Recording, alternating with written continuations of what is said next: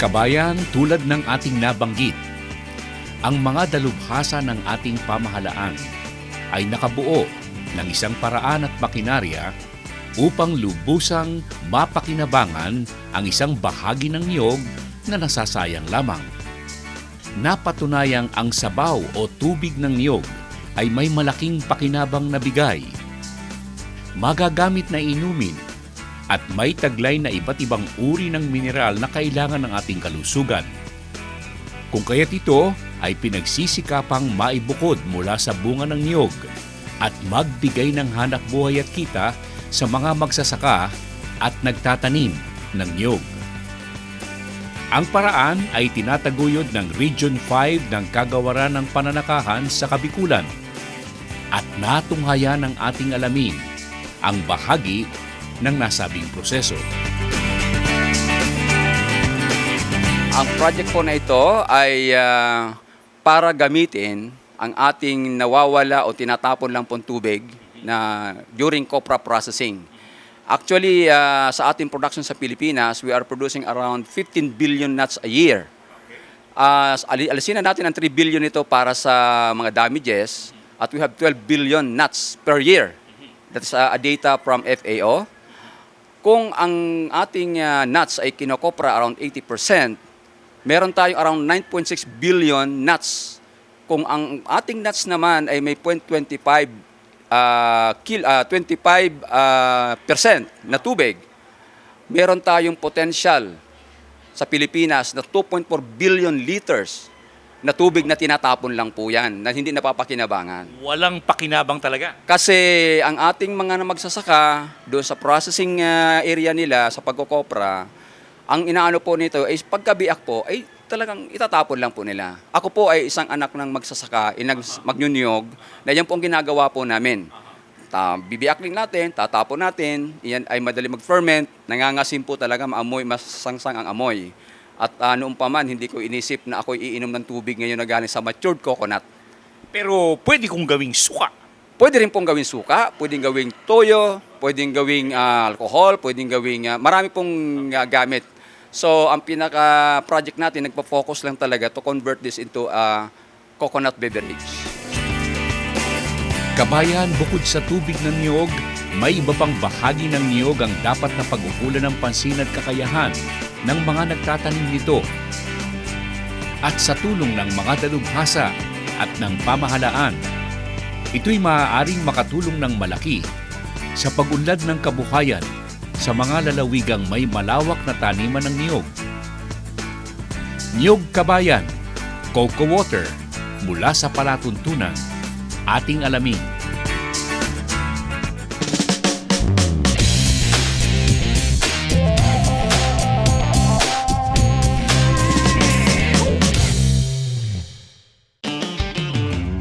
Kabayan, talagang hindi matatawaran ang bisang taglay ng FeedPro. From the start po ng pag-aalaga po natin ng baboy, FeedPro lang po ating ginamit.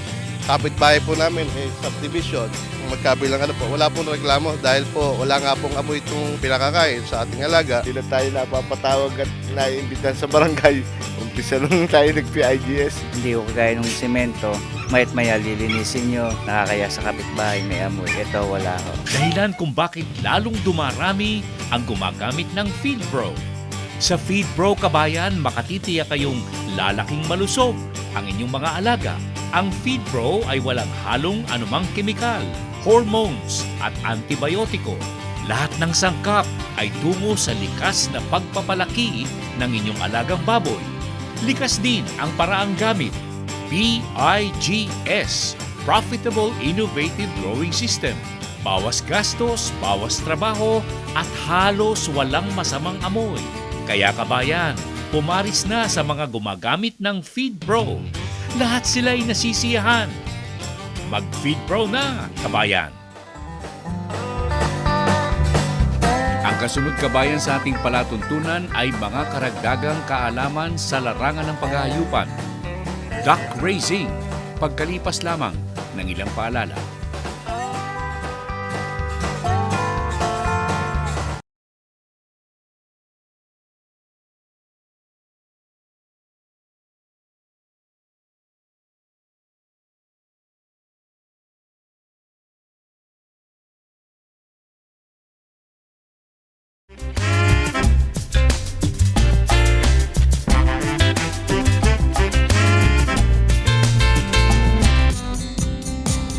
kabayan.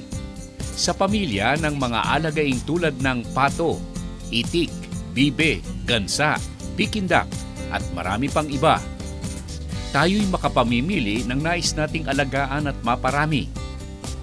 At ang mga ito ay may bigay na dagdag kita at aliw.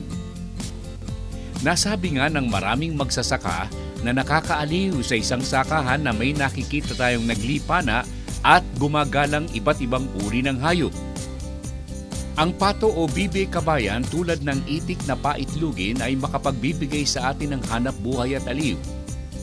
Sa ilang bayan sa Pampanga, ang pato o bibe ay naipagbibili sa mga restaurant at nailuluto sa iba't ibang mga pamamaraan.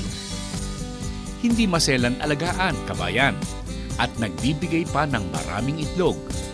Bukod sa rito, naglilimlim ang pato o bibe. At may pagkakataon pa kayong makapagparami. Masustansya rin ang karne at madaling palakihin.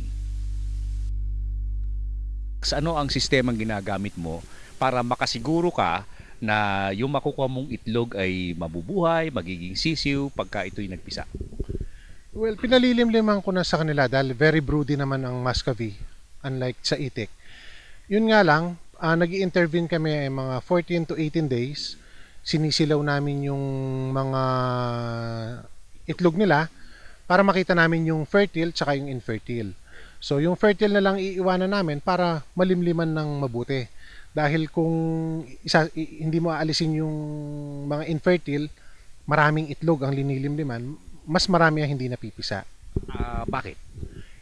Siguro dahil sa dami ng inuupuan niya, hindi na sufficient yung katawan ng bibe para malimliman. So pagkatapos noon, nahiwalay mo yung mga yung blanco, ika nga, so to speak. Tapos nahiwalay mo yung halos buo na. Ano ngayon ang mangyayari? Iiwanan mo na yung mga blanco na yun? Wala bang pag-asang mapisa pa? Yung mga infertile, wala na talagang pag-asang mapisa yun. So pang-ulam na namin yon. Okay. Tapos wala bang second look na sinasabi mo? Yung kuminsan kasi dahil sa dami ng bibe, hindi sabay-sabay mangingitlog, pag talagang tingin namin bata pa yung hindi pa maaring wala pang 14 days yung itlog, yun binabalikan namin. Doon lang kami nagkakaroon ng second look. After another 7 days, titignan namin kung talagang fertile o hindi yung itlog. Pag talagang hindi siya fertile doon, malinaw na malinaw pa rin siya, pang-ulam na rin yun. Ang pato o bibe ay maaaring pamalit sa Peking duck. At ang itlog nito ay maaaring gawing itlog na maalat o tinatawag nating red eggs.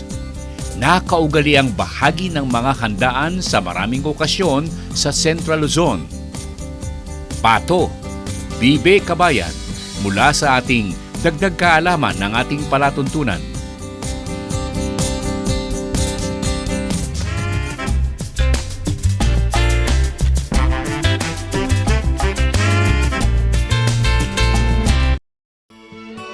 The Filipino local flavor never ceases to amaze one's taste. It brings you home to the good old times. Jerry's Farm Products, available at selected leading supermarkets and dealers. Kabayan, talagang hindi matatawaran ang bisang taglay ng Feed Pro. From the start po ng pag-alaga po natin ng baboy, Feed Pro lang po ating ginamit. Kapit-bahay po namin, subdivision, magkabilang wala pong reklamo dahil po wala nga pong amoy itong pinakakain sa ating alaga. Hindi na tayo napapatawag at naiimbitan sa barangay. Umpisa nung tayo nag-PIGS. Hindi ko kagaya ng semento, mayat maya lilinisin nyo, nakakaya sa kapitbahay may amoy. Ito wala ho. Dahilan kung bakit lalong dumarami ang gumagamit ng Feed Pro. Sa Feed Pro kabayan, makatitiyak kayong lalaking malusog ang inyong mga alaga. Ang Feed Pro ay walang halong anumang kemikal, hormones at antibiotiko. Lahat ng sangkap ay tungo sa likas na pagpapalaki ng inyong alagang baboy. Likas din ang paraang gamit. PIGS, Profitable Innovative Growing System. Bawas gastos, bawas trabaho at halos walang masamang amoy. Kaya kabayan, pumaris na sa mga gumagamit ng Feed Pro. Lahat sila ay nasisiyahan. Mag-Feed Pro na, kabayan! Mamaya kabayan, muli po nating babalikan ang ukol sa pagtatanim at proseso ng kape sa ating Q&A pagkalipas lamang ng ilang paalala.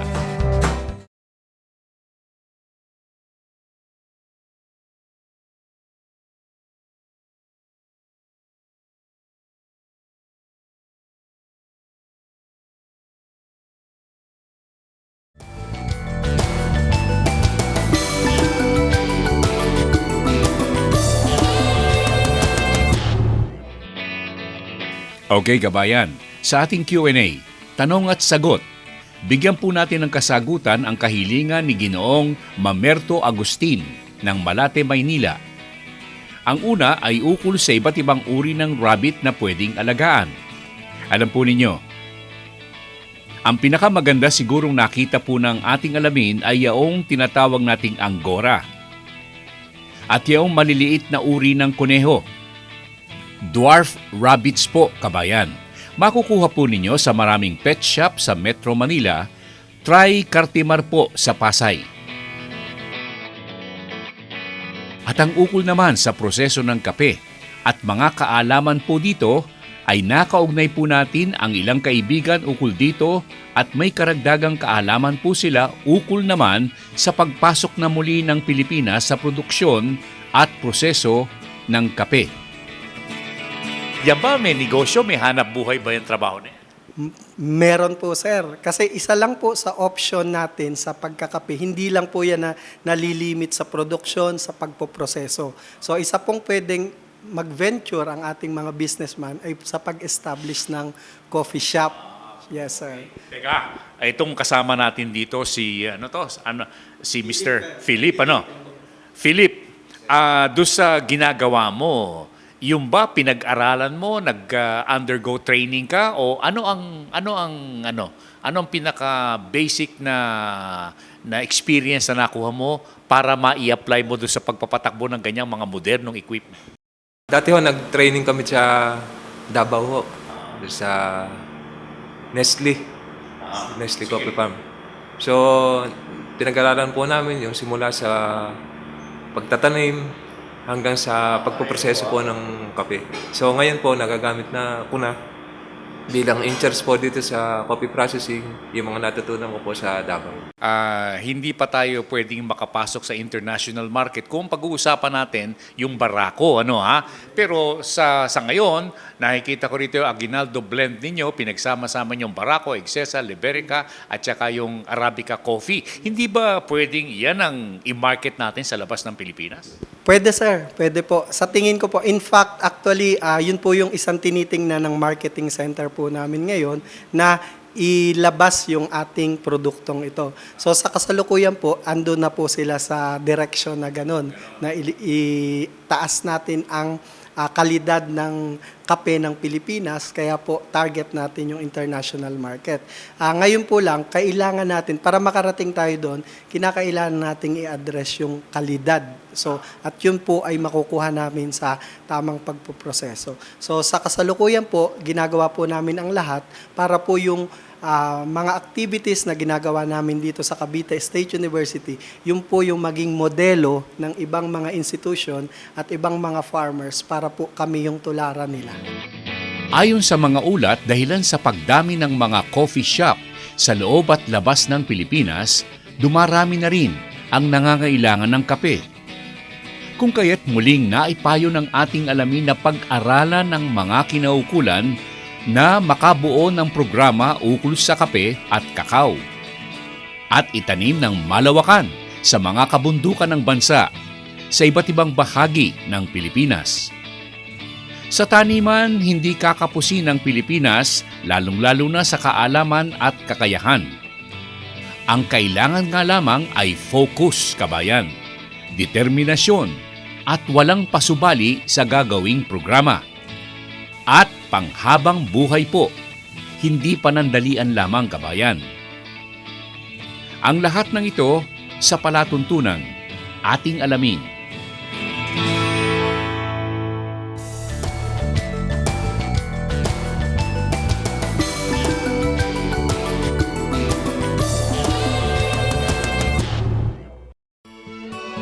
the Filipino local flavor never ceases to amaze one's taste. It brings you home to the good old times. Jerry's Farm Products, available at selected leading supermarkets and dealers. Kabayan, talagang hindi matatawaran ang bisang taglay ng Feed Pro. From the start po ng pag-alaga po natin ng baboy, Feed Pro lang po ating ginamit.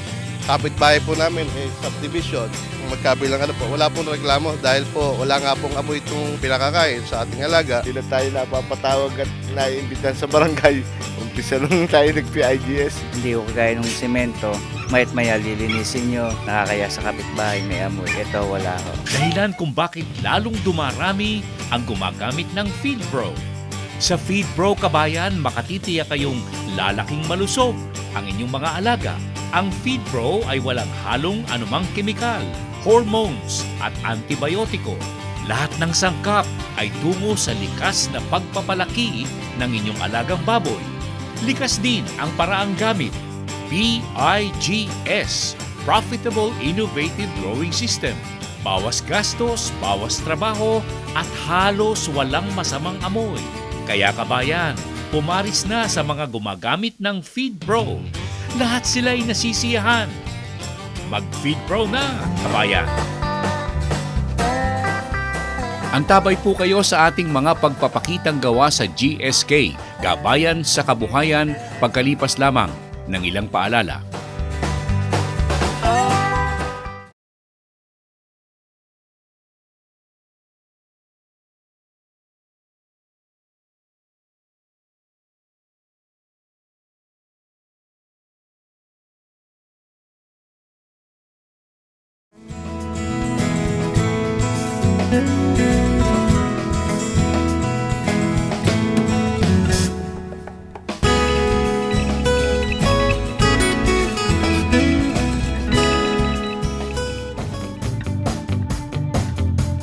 Kabayan, sa pagpasok ng taon, kailangang magkaroon ang bawat isa sa atin ng malawakan at malayuang pananaw ukol sa kung ano ang dapat nating isagawa upang magkaroon ng malaking pagbabago sa ating kabuhayan. Tulad halimbawa ng mga naipakikita ng ating alamin ukol sa mga gawain o proyektong pambahay na pwedeng maging negosyo at magbigay ng kita. Isa rito ay ukol sa pagtatayo ng mga bake shop, bakery o paggawa ng iba't ibang uri ng tinapay. At ito ay maaaring maikuha ng kaalaman mula sa mga seminar ng commercial bread making ng GSK. Narito po ang isang halimbawa.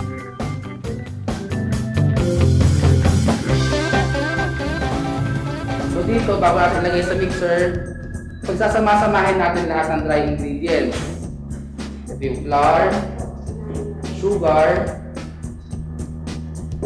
yung salt, yeast. Yeast na yeast natin, milk powder at bread improver. So ilalagay natin ito dito sa mixer. Then susunod natin dyan yung ating egg. Tapos ng egg, tubig. Pwede natin ilagay ito. Itong lard at saka butter. Pwede pagsabayin.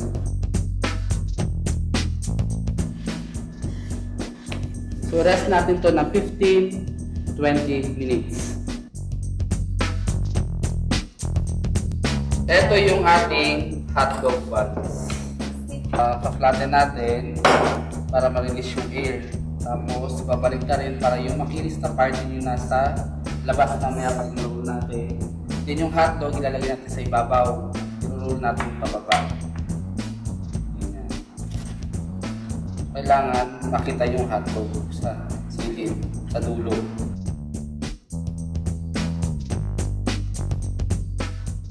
Tapos milk wash. Ma'am, ano pong ina-expect nyo na matututunan dito sa GSK? Gumawa ng tinapay na mas masarap para dun sa mga kliyente. Yung magagawa namin dito ay yung talagang mabibili, tsaka yung satisfied. Yun lang. Ano pong balak niyong gawin pagkatapos yung matuto gumawa ng bread dito sa GS? Siyempre, magda-dry run muna kung na-satisfied ako o yung mga kapitbahay namin o yung mga ka-office mate ko, siguro pwede na siya talaga pang commercial. Actually, marami na po ako na-attend ang training dito at masaya, magandang matuto kasi talagang in the near future, alam ko pwede ko siyang magamit. Sa business talaga. Kabayan, kung hanap buhay lamang ang pag-uusapan, marami kayong mapupulot na ideya mula po sa ating mga seminar na naitataguyod sa Gabayan sa Kabuhayan. Iba't ibang uri, sa paghahayupan, pangisdaan, proyektong pangtahanan, paghahalaman at marami pang iba. Kaya tawag na kabayan at matuto at tuloy magnegosyo. GSK, Gabayan sa Kabuhayan ng ating palatuntunan.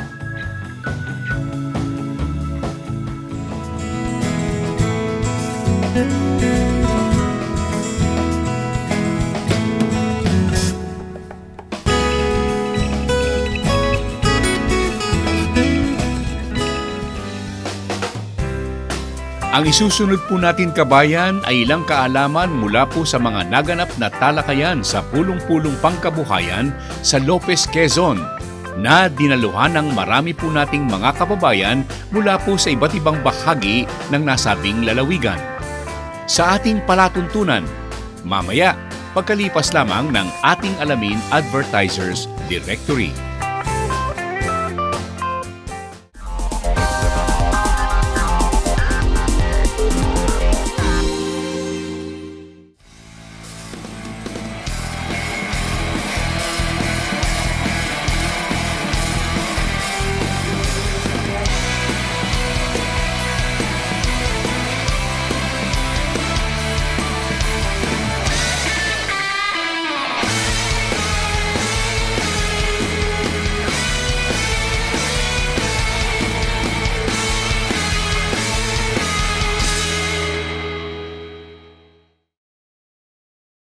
Everything you need to learn about our livelihood technology is now on DVD format.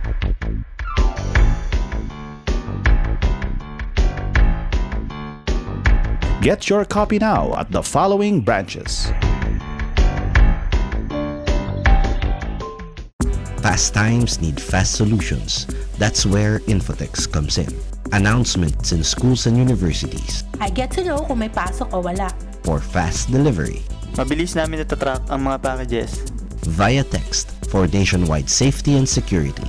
Mabilis namin nakuha ang command mula sa central base. Infotex cares for your health. We get outbreak information and vaccines via text. Everything in a click. Caring solutions by Infotext. Kabayan, talagang hindi matatawaran ang bisang taglay ng Feed Pro. From the start po ng pag-alaga po natin ng baboy, Feed Pro lang po ating ginamit. Kapit-bahay po namin, subdivision.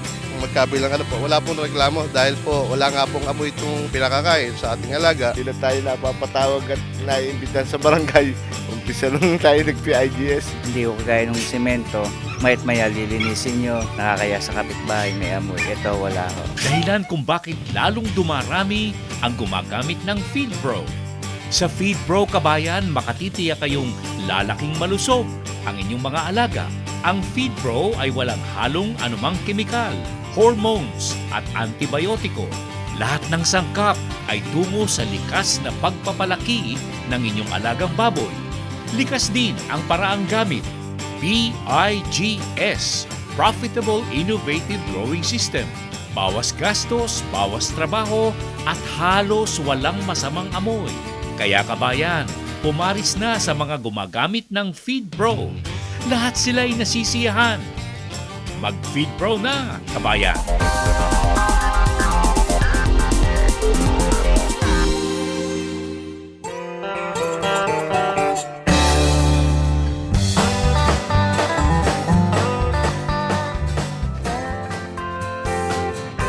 Kabayan, sa mga pulong-pulong na ginagawa ng ating alamin at FeedPro, lumalabas po at pinag-uusapan ang maraming problema at kaalaman ukol sa pag-aalaga ng baboy. Kahit na yaong matagal nang nag-aalaga ng hayop, hindi pa rin nawawalan ng katanungan at paghahanap ng kalutasan sa kanilang mga problema at karanasan sa pag-aalaga ng baboy. Kung kaya't nakatutulong ang mga payo ng mga kaugnay ng ating alamin at FeedPro sa ganitong mga talakayan. O siyempre, ang pag-aalaga ng baboy ay dapat ay isang negosyo. Pero pag ang isang negosyo ay nalulugi, yung iba'y tumitigil. Okay, so bakit nga ba nalugi? Tanungin natin. Bakit nalugi? Nabansot. Tinamaan naman kagad ako sa sinabi mo, sir. Buti lang na nakatakong ako ng konti, Nabansot. Okay, ito magandang tanong. Anong inaalagaan ng malaking farm? Low breed o hybrid? Sino ang kumikita? Yung malalaking farm o yung backyard? Oh, ano inaalagaan ng backyard? Anong pagkakaiba? Tingnan natin. Sa piglet cost, mas mura ang low breed compare sa hybrid. Tama? Mas mahal ang may dekalidad na biik, na may dekalidad na lahi. Pero tandaan nyo, sa premium line na feeds, uubos siya ng 4 na bag bago niya ibenta, kada ulo. Tama? Siyempre, nilagyan din natin ng medicine cost. Baka magpunas kayo ng suka at saka magpunas din kayo ng toyo. Siguro na may sapat na ang 200 pesos pa kada ulo. Siyempre, babadgetan natin yan. Pero tandaan nyo, anong pagkakaiba? Kapag nag-harvest kayo sa low breed, karaniwan ay 75 to 80 kilos lamang. Pagkaubos ng 4 na bag. Ilang buwan? 3.5 to 4 months. Tama? Pero sa hybrid, ito ay tumitimbang ng 95 kilos pataas.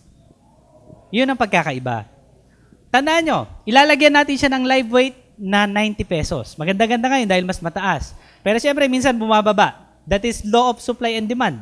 So sa buong taon, pag in-average natin, nasa 90 pesos ang live weight. Okay? Makikita natin dito, yung nag-alaga ng low breed, nalugi. Samantalang yung nag-alaga ng hybrid, kumikita pa. Ayan, sa 90 pesos.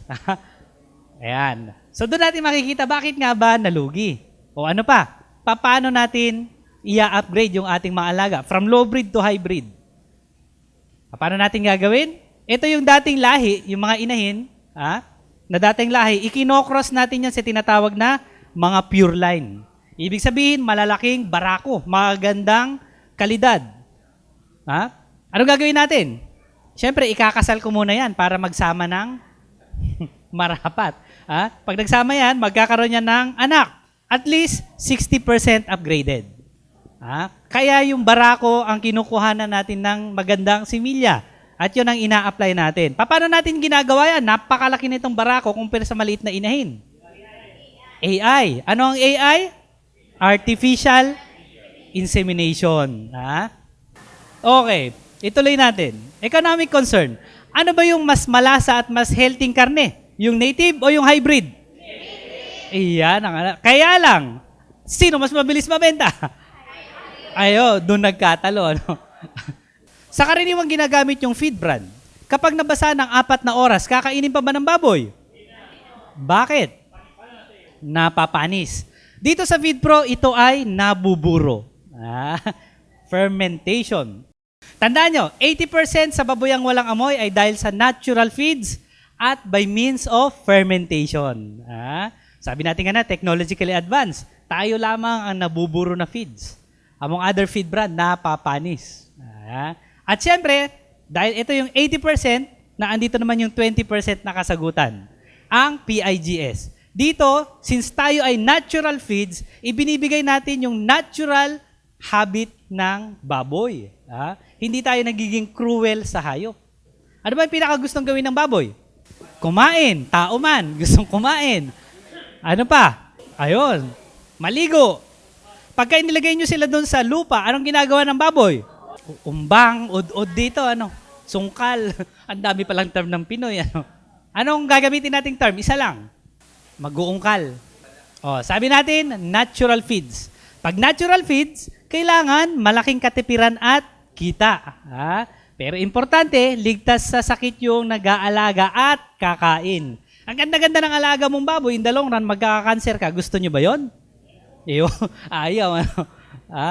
Sapagkat inilabas natin itong natural feeds. Bakit? Sapagkat nung sinaunang panahon, na natural pa lamang ang kinakain ng mga tao. 1920s, 1930s. Ano ang average lifespan ng tao?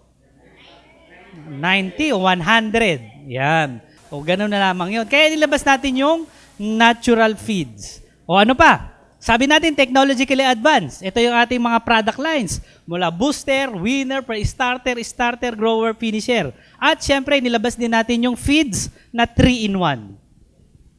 Gulat si sir. Bakit may feeds na 3-in-1? Sa kape nga, umubra eh. Sa feeds pa. Bakit 3-in-1? Sapagkat this is loaded of high protein and energy. Itong ating Souvantage. Ang ipapakain nyo lamang dyan sa inyong mga dumalagang baboy ay 1.5 kilos a day. Ganun lamang kakonti. Sa karaniwang feed brand, 2.2 to 2.5 for maintenance. Ano? Sa atin is 1.5 kilos a day. Yan. Sabi natin technologically advanced, ma'am. Ayan. Hindi kailangan mataba at hindi kailangan payat. Bakit? Sapagkat pag payat o pag masyadong mataba, baka kukunti yung ilalabas na biik. Kabayan, bukod sa Quezon, marami pang dadalawing bayan at lalawigan ng ating alamin at FeedPro sa mga darating na buwan upang maipahatid ang mga kaalamang kailangan ng ating mga kababayan sa pag-aalaga ng baboy at manok. At ang lahat ng iyan ay sa pagsasataguyod ng FeedPro sa ating palatuntunan. Extension Service mula sa palatuntunan, ating alamin.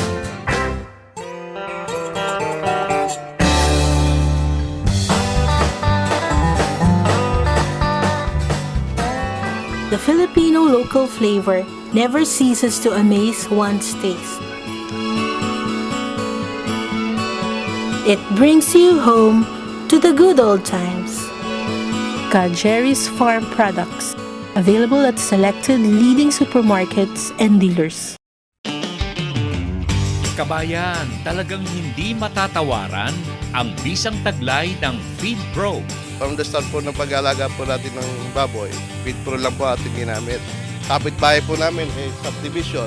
Magkabilang po, wala pong reklamo dahil po wala nga pong amoy itong pinakakain sa ating alaga. Hindi na tayo napapatawag at naiimbitan sa barangay.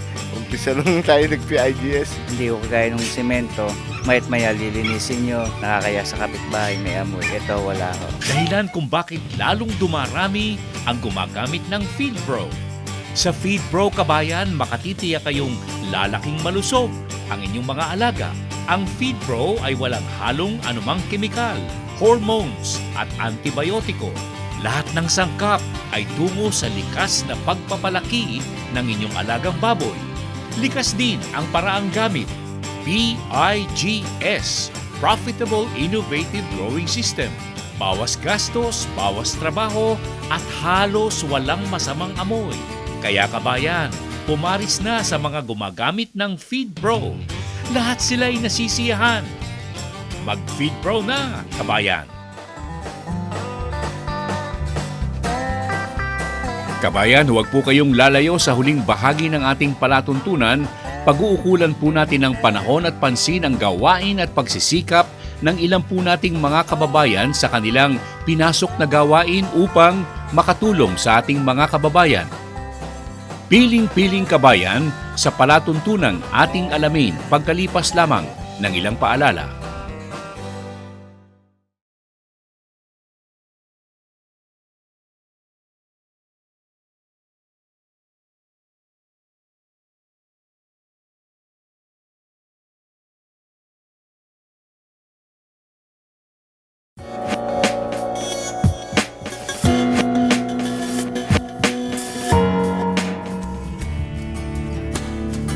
Kabayan, sa aming ginawang pagdalaw sa Region 5 ng Kagawaran ng Pagsasaka sa Kabikulan, buong giliw na naipaliwanag sa amin ni Direktor Abelardo Bragas na maraming proyektong pangkabuhayan ang kanyang naipaiiral sa buong Kabikulan. At dito aniya ay natutulungan ang maraming magsasaka at mangingisda, bukod pa sa mga nais na magkaroon ng kaunlaran sa kanilang kabuhayan.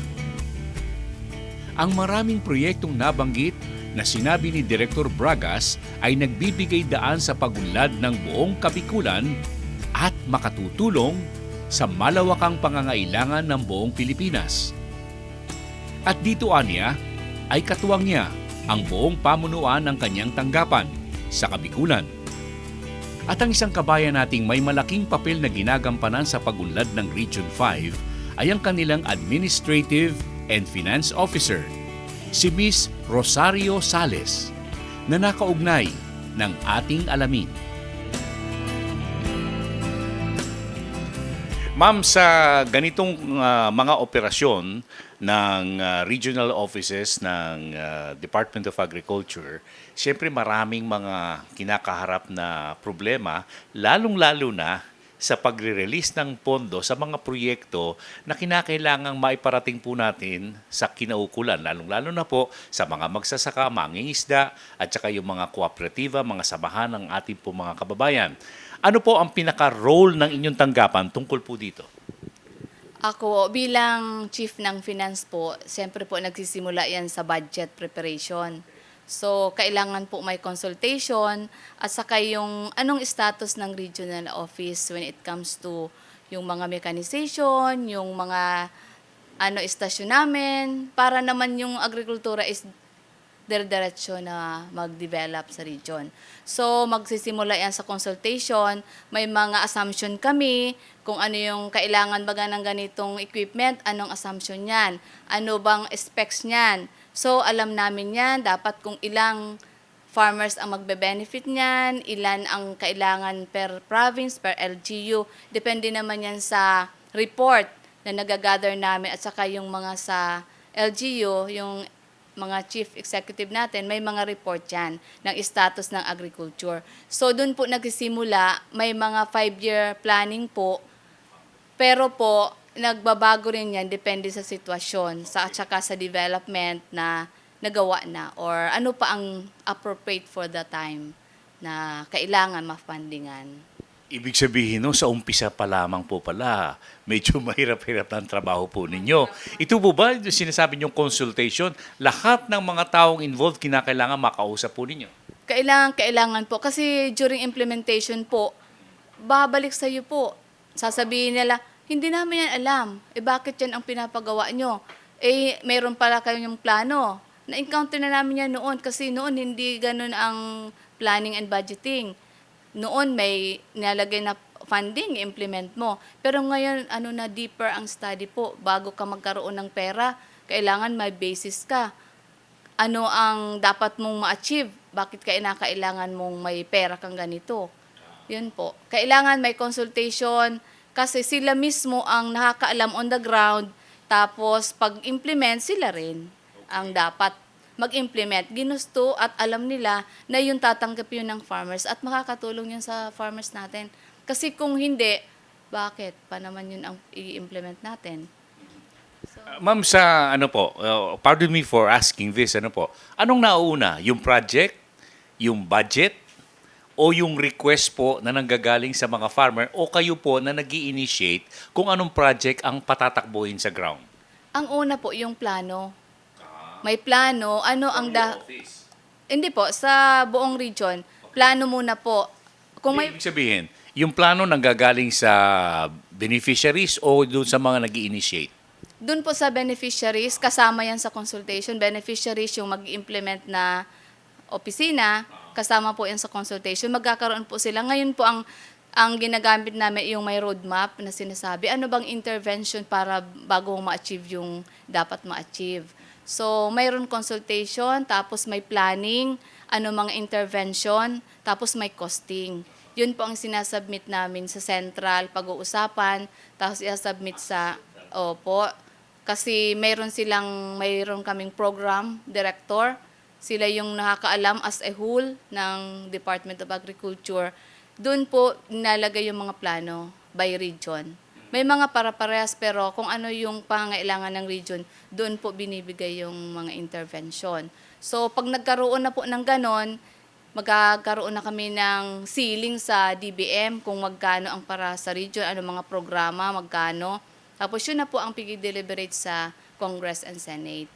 Ang ibig nyo sabihin, ma'am, halimbawa, yung sabi nyo, pupunta pa ng Kongreso para maaprubahan nyo yung budget. Kung nandyan na yung budget, kunyari, dumating na yung budget at ito po, ready na po ito, kinakailangan i-aanunsyo po ninyo sa mga mangangailangan ng pondo o ng tulong ng gobyerno para makapag-submit po sila ng kanilang mga plano? Opo, may plano na po. Tapos ina-announce namin na yung pong proposal nyo na fundingan, meron po tayong pondo ngayon. So, kung rice program po, pinapaalam namin sa rice, sa corn, sa SBCDP, sa organic, meron po silang pera. So, kami as finance, kailangan namin makita kung ito i-implement nyo in accordance sa ating mga program. May mga program documents kami, mga guidelines, dapat susundin po nila yon. Hindi ba ito yung parte po ng sinasabi nilang bureaucratic red tape? Hindi po, mahirap na po ngayon yan. Kasi may participation, may transparency, at saka po kailangan talagang ma-implement yung programa. Kasi may monitoring po. Okay, sa pag-i-implement po ng mga project, nariyan na yung mga project, paano po naman ninyo nasusubaybayan kung tama o saan napupunta yung pondo na hiningi po nila at naibigay ninyo?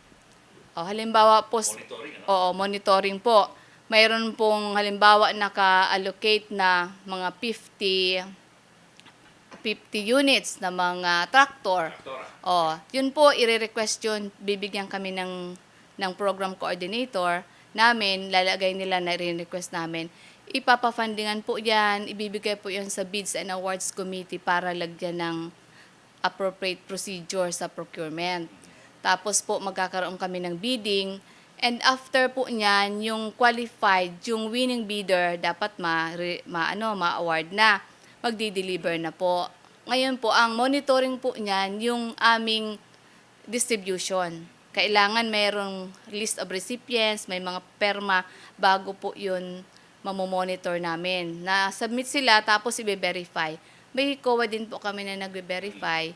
So, kailangan yun. And may report po kami sa national na this much na po ang nagasto namin sa pondo. Kasi po ngayon, ang after ng gobyerno is yung utilization. Binigyan ka ng pera, ginagamit mo ba? So, ang measure is kung nagamit mo, makakarating sa magsasaka. Kung nandyan pa yung pera, hindi gumagalaw. So, walang makakarating na proyekto. Mali o tama po yun? Tama po yun. Ibig sabihin, hindi nakarating sa kanila, hindi dapat, Hindi dapat. Dapat makarating. Kaya dapat yung mga taong nag-monitor at kayong pinocure namin, makarating sa magsasaka. So, dapat naman yung mga magsasaka, ini-interview natin at nakikita yung mga harvest nila kung talaga nag-improve at masasabi nila nakarating talaga. Kung ang lahat ng rehiyon sa Pilipinas ay may mga tanggapang tulad ng nakaugnay ng ating alamin, partikular sa larangan ng pananakahan at pangisdaan, hindi malayo ang ibayong kaunlaran na ating minimithi at hinahanap-hanap. Tunay na ang kailangan ng Pilipinas ay mga kababayan nating may dedikasyon at malinis na hangaring makatulong sa pagunlad ng ating kabuhayan. At kung ang lahat ay katulad ng mga nakaugnay ng ating alamin sa kabikulan, mabilis ang pagsulong ng lahat tungo sa ating